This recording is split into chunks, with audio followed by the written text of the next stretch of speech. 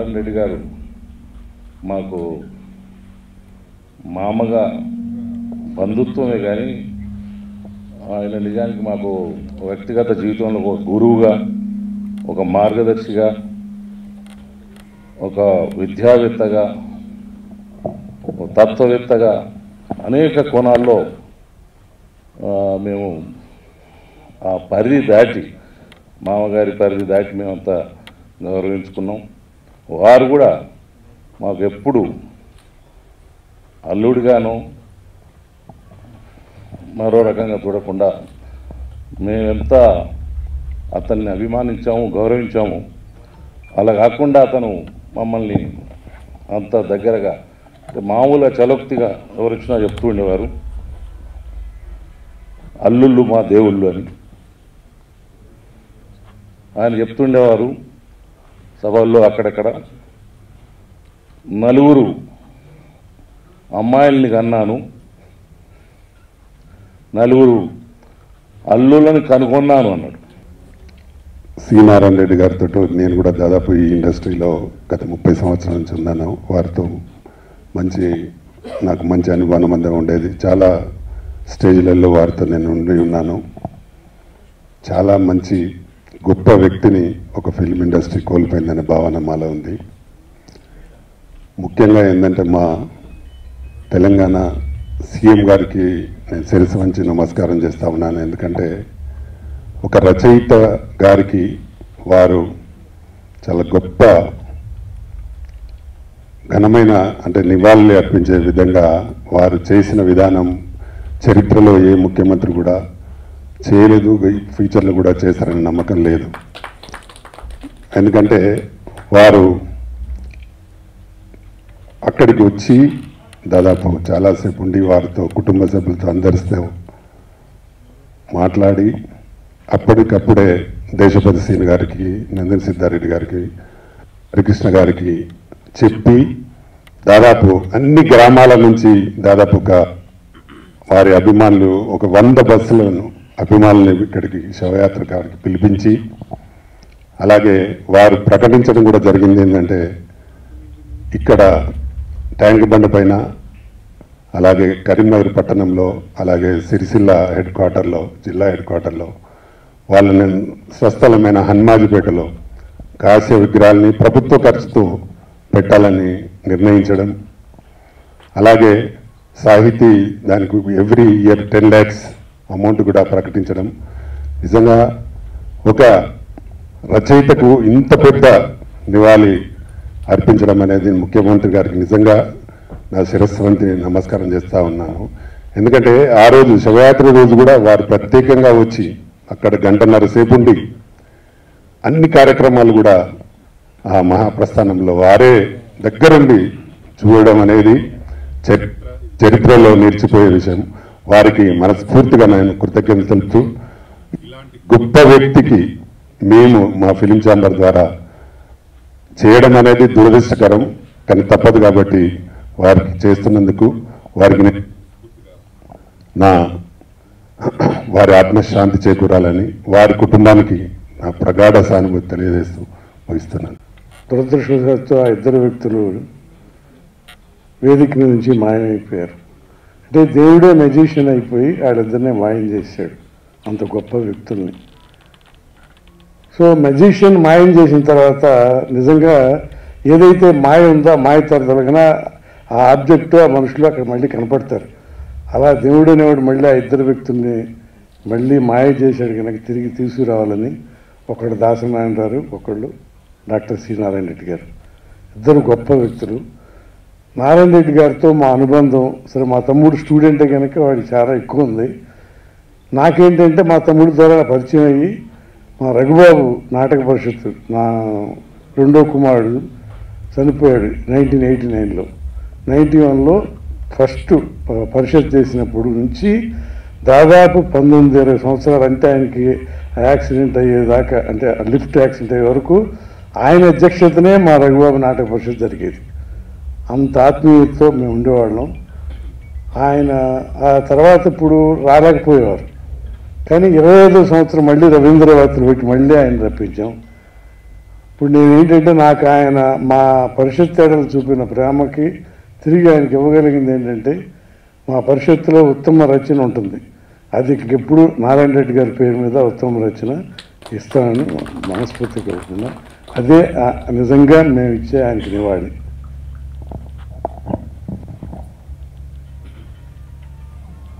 అన్నపూర్ణ స్టూడియోకి వెళ్తే నాగేశ్వరరావు కనపట్టలేదు, రామనాయుడు స్టూడియోకి వెళ్తే రామనాయుడు గారు కనపట్టలేదు, దాసనారాయణ టీవీకి వెళ్తే ఆయన కనపట్టలేదు, ఫిలిం నగర్లో నా ఇంటి పైన డాబాకు వస్తే మాస్టర్ ఇల్లు కనపడుతుంది నాకు, మాస్టర్ లేరు ఇప్పుడు ఆ ఇల్లు కూడా కనపట్టలేదు. తెలియని దిగులు. మొన్న ఎవరు అడిగారు ఏంటండి అలా దిగులుగా ఉన్నారంటే, ఏంటో దిగులుగా ఉంది. అందరూ నా అనుకున్న వాళ్ళు, మన అనుకున్న వాళ్ళు అందరూ కనపడకుండా పోతున్నారు. 1965 జూలై 18వ తారీఖున హ్యాబిట్స్లో బెజవాడ నుంచి వచ్చి అడుగుపెట్టాను.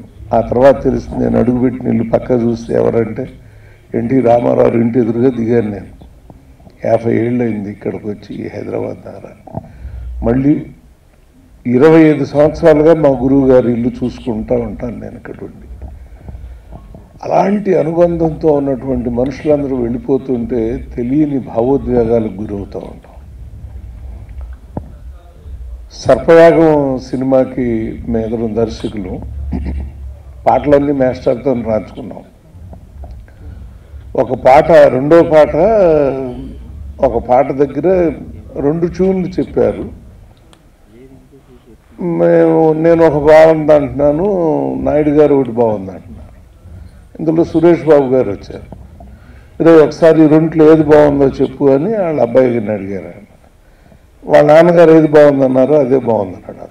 ఏమయ్యా 2 ఓట్లు పడిపోయినాయి అన్నాడు. ఇందులో ఈయన వచ్చాడు. ఏమయ్యా మీ తమ్ముడికి నాకు చిన్న తేడా వచ్చింది, 2 ఓట్లు ఇట్రావని, నువ్వు కరెక్ట్గా ఏది నేను ఒప్పుకున్నానో ఏది మీ తమ్ముడు ఒప్పుకున్నాను విని చెప్పమండి. ఈయన నేనేది బాగుందన్నానో అది బాగుందన్నాడు. ఇదేంటి అన్నదమ్ములు ఇద్దరు ఒకటే బాగుంది అంటున్నారు. సార్ మీ నాన్న కొడుకులు ఇద్దరు అని నేను అనలేదు కదండి అని. ఇందులో వెంకటేష్ బాబు వచ్చారు. ఆయన మళ్ళీ వాళ్ళ నాన్నదే బాగుందన్నాడు. 3-2 అయ్యాయి, వదిలేద్దామంటే నేను మొహం అలా పెట్టు. ఇంతలో మా గురువుగారు వచ్చారు, నారాయణ, ఆయన పాట రాయటానికి వచ్చారు.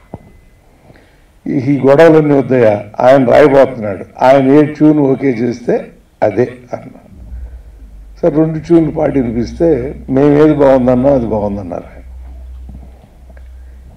ఏంటి అర్థం కావట్లేదు, మీ ముగ్గురు ఒకటి బాగుంది అంటున్నారు, మేము ముగ్గురు ఒకటి బాగుంది అంటున్నారంటే, వ్యాపారం చేసేవాడికి సక్సెస్కి దగ్గరగా వెళ్ళాలనిపిస్తుందండి, మేధావికి కొత్తది క్రియేట్ చేయాలనిపిస్తుంది. మీరు ముందు వింటున్న ట్యూన్ ఏంటంటే ఆ దగ్గరగా రామారావు పాట, నిమ్మకూరు రోడ్డు కాడ అలాంటి పాట, అందుకని అది హిట్ అయిపోతుందని మీరు అనుకుంటున్నారు.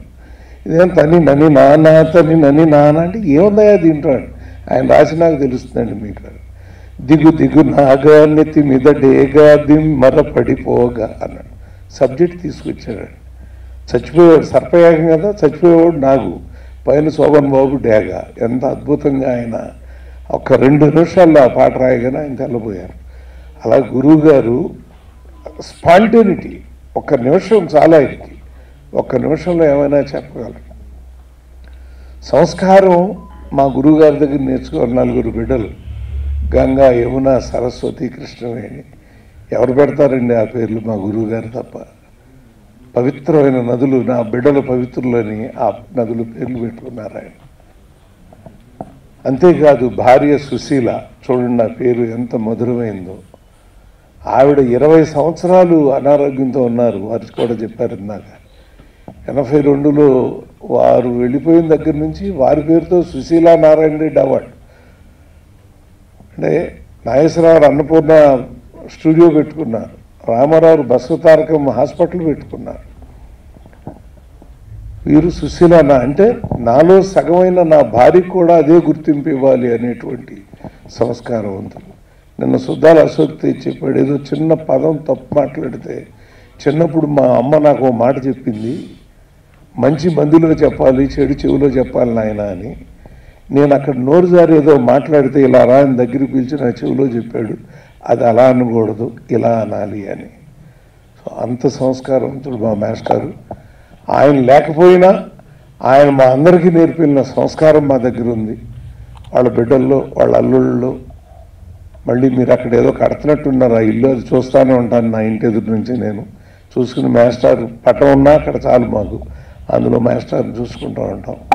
మాస్టారు, మీరు అక్షరం ఉన్నంతకాలం, తెలుగు అక్షరం ఉన్నంతకాలం జీవించే ఉంటారు. మా తండ్రి గారితో పరిచయం కానీ నాతో పెద్దగా పరిచయం లేదు. నేను I use to be on the technical side, laboratories and all this. But చాలాసార్లు కలవటం జరిగింది. I was so happy to hear him for his speeches and they're so beautiful, so thought-provoking. So he is a great soul for the Telugu cinema and we are very sorry he is no more with us now. Narayana Reddy గారు అంటేనే ఏంటి అనేది యావత్ ప్రపంచానికి తెలుసు. ఎంత మాట్లాడినా, ఏం మాట్లాడినా, ఎంత చెప్పినా అది చాలా చాలా తక్కువ అవుతుంది. ఏంటంటే ఆయన స్త్రీని వర్ణించి విధం కానీ, ప్రేమని వర్ణించే విధం కానీ, అన్నా చెల్లెల అనుబంధాన్ని వర్ణించడం కానీ, తల్లి బిడ్డల మీద, తండ్రి బిడ్డల మీద ఏ సాహిత్యమైనా కూడా అసలు సిసలైన అచ్చ తెలుగుతో ఒక గొప్ప సాహిత్యం ఉంటుందని అందరికీ తెలుసు. ఎన్నో వేల పాటలు మనమందరం విన్నాము, వింటూనే ఉన్నాము కూడా. నాకు నారాయణ రెడ్డి గారితో అదే నాకు కొన్నిసార్లు చాలా ఆనందంగానూ ఉంటుంది, బాధగానూ ఉంటుంది. ఏంటంటే ఒక గోల్డెన్ పీరియడ్లో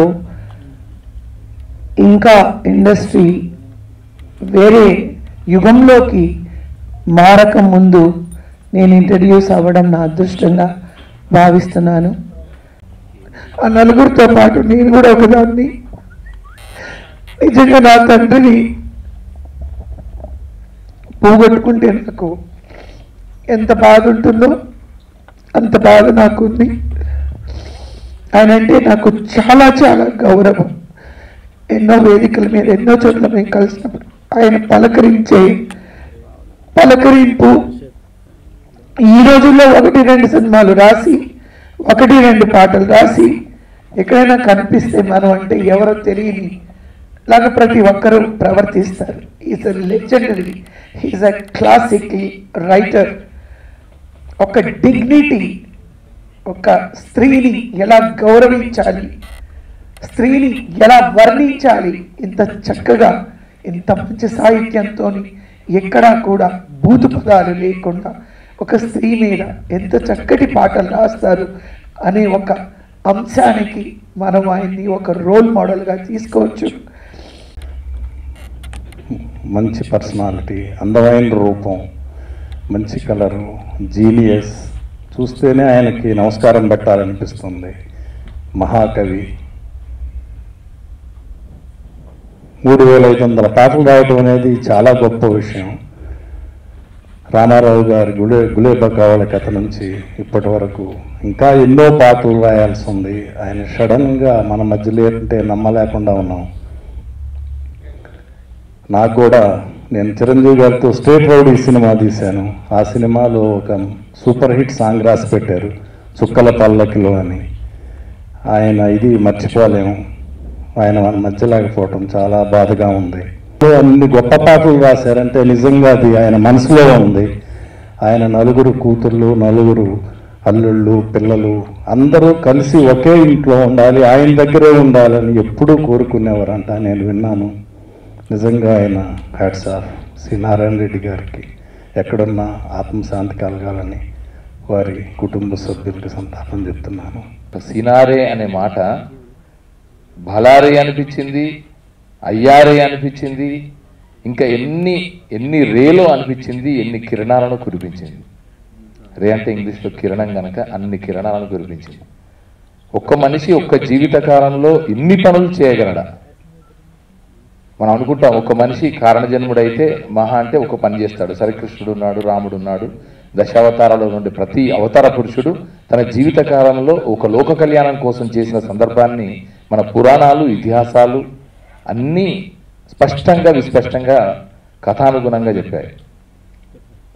మన సమకాలీన కాలంలో ఒక్క మనిషి ఎన్ని పనులు చేయగలడన్నప్పుడు సినారే గారు సృష్టించిన అక్షరాలని, వాక్యాలని, పదాలని వీటన్నిటిని చూస్తే ఇంత బహుముఖీనంగా ఉండగలుగుతామా ఒక మనిషి అన్నది స్పష్టంగా అర్థమవుతుంది. ఒక మనీషికి సంబంధించినటువంటి సంస్మరణని చేసుకుంటున్నాం. తన కవిత్వం ద్వారా విశ్వజనీయమైనటువంటి విలువల్ని ప్రబోధించినటువంటి మహోన్నతమైనటువంటి కవి నారాయణ రెడ్డి గారు.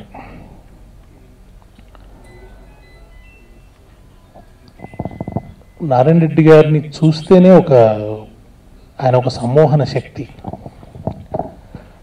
నటుల్లో రామారావులో కనిపించేది అది.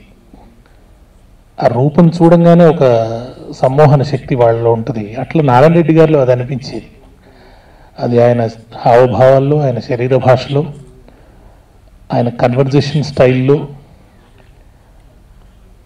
ఆయన వ్యక్తిత్వం, వీటన్నిటి ద్వారా వెంటనే ఎదుటి వాళ్ళని సమ్మోహనం చేసేటువంటి ఆ శక్తి కనిపిస్తుంది నారాయణ రెడ్డి గారిలో. అట్లా ఆయన వ్యక్తిత్వాన్ని ఆయన తీర్చిదిద్దుకోవడం వెనుక, అంత ఉన్నతంగా ఆయన తనను తాను నిర్మించుకోవటం వెనుక ఒక మహోన్నతమైన కృషి ఉంది. పుట్టింది తెలంగాణ హనుమాజిపేట. నారాయణ రెడ్డి గారు ఎప్పుడూ చెప్పింది ఆ హనుమాజిపేట వాగు, వాళ్ళ ఇల్లు, అక్కడి చేళ్ళు, అక్కడి మనుషులు, వాళ్ళ నోటిలోంచి ఒలికినటువంటి అద్భుతమైన భాష తీయదనం, ఆయన చూసిన జానపద కళారూపాలు, ఆ పాటలు, ఆ మాటలు, అవన్నీ ఆయనలో సంలీనమైపోయినాయి. వాళ్ళమ్మ, ఆమె పెద్దగా చదువుకున్నది కాదు, కానీ ఆమె ఆ పల్లె పాటలు పాడుతుంటే చిన్నప్పుడే ఆయనలో ఆ రాగాత్మకత, లయాత్మకత, నాదాత్మకత ప్రవేశించింది. చేన్ల వెంబడి తిరుగుతుంటే హనుమాజిపేట చింతతోపులు, హనుమాజిపేట వివిధ పరిసరాలన్నీ కూడా మనం ఋతుచక్రంలో ఆయన పుస్తకంలో ఆ తిరుగుతూ ఉన్నప్పుడు ఆ జానపదులు పాడే పాటలోంచి లయాత్మకత ఆవహించింది ఆయనలోకి. అట్లా పల్లె వేరుగా ఎదిగినవాడు. ఆయన అన్నాడు ఒక చోట, పల్లె నాకు పాటనిచ్చింది, పట్నం నాకు మాటనిచ్చింది అన్నాడు. పల్లెని పాటను పుక్కిట పట్టుకున్నాడు. వేములవాడలో హరికథలు, కళారూపాలు, వీటన్నిటి వెనుక ఉన్న నిసర్గమైన భావజాలం, ఆ నిసర్గమైన సౌందర్యం, ఆ భాష సొగసు, దాన్ని అవగాహన చేసుకున్నాడు, ఆవాహన చేసుకున్నాడు. అక్కడి నుంచి ఎదుగుతున్న క్రమంలో ఆనాటి ఆ కాలం గొప్పది. అంటే ఆనాటికి ఈ జానపద కళారూపాలన్నీ సజీవంగా ఉన్నాయి. ఇవాళ విందామన్నా హరికథ వినబడే పరిస్థితి లేదు. గ్రామాల్లో ఒక సంస్కృతి విరాజిల్లుతున్న దశలో, ఒక గొప్ప సాంస్కృతిక సౌందర్యం గ్రామ సీమాల్లో ఉన్న దశలో ఆయన ఎదిగినాడు కనుక అవన్నీ ఆయనలో సంలీనమైనాయి. అక్కడి నుంచి ఆయనకు గొప్ప పండితుల సాంగత్యం దొరికింది. ఆయన చిన్న తరగతిలోనే దూపాటి వెంకటరమణాచార్యులు అని చెప్పి ఒక మహాపండితుడు, వాళ్ళ సాంగత్యం దొరికింది. Please subscribe. Please do subscribe. Please subscribe. Please subscribe. Please subscribe to our YouTube channel.